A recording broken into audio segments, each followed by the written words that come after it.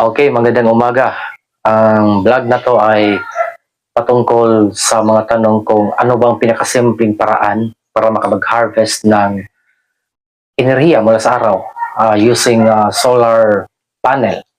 Okay, ang pinakasimpleng paraan, sagutin ko yung mga tanong nyo, ay sa pamamagitan lamang ng solar panel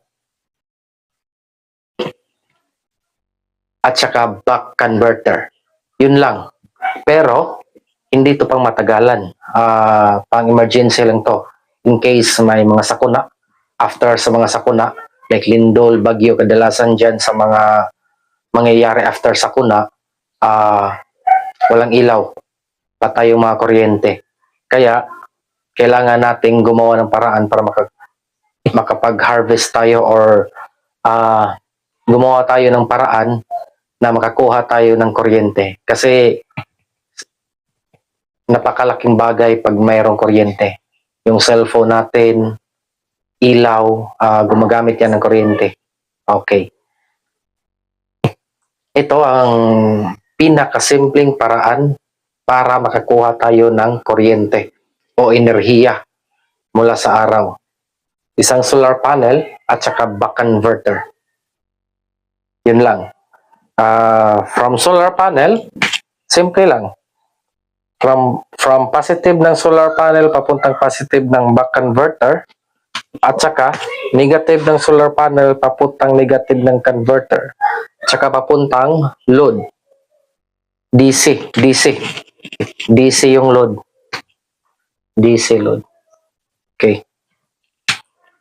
Load. DC. Bakit DC?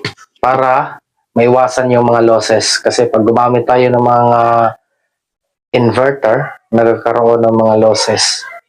Kaya mas mabuti sa in case of emergency, ito lang, pinakasimpleng paraan. Walang masyadong component, solar panel at saka buck converter lang. Para tumagal yung battery. O kaya ay tumagal yung solar panel natin. Pwede na walang battery. Diretso ka na lang. Papuntang load. Tsaka pwede na cellphone. Kaya ay modem. Try natin mamaya kung gagana ba yung pag-charge using solar panel at saka buck converter. Punta tayo mamaya sa labas. Dito na tayo ngayon sa labas. Okay. Nilagay ko sa bubong yung solar panel natin at saka nandun sa ibaba ang buck converter. Yan o. Ang DC to DC buck converter.